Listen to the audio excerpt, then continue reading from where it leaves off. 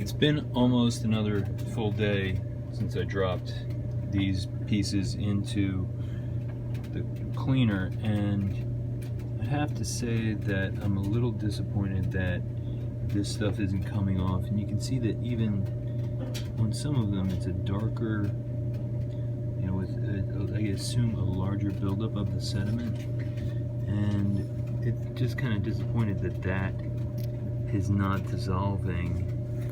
And I'm starting to wonder if maybe I need to use a different cleaner for this, because that's not even coming off. Not even really making a dent in it.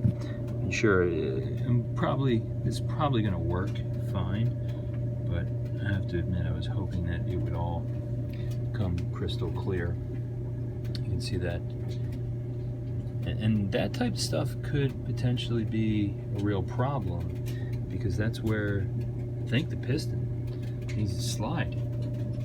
No, my bad. The piston needs to slide in here. So I guess maybe it won't be a problem as long as, I guess, this inside channel is nice and smooth. I guess that's the most important thing. Of course, the bottom's, you know, beautiful, right? But the inside needs some real work. Trying to figure out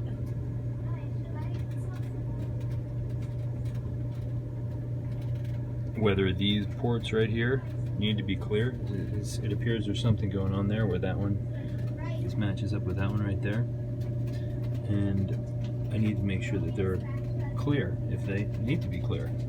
And I don't know. I also, like I said, haven't even figured out how to get that out yet. I know I've watched the video, and I think someone unscrewing that and marking the position. I'm not sure that I need to take it out to do the rebuild, but I think it would be smart.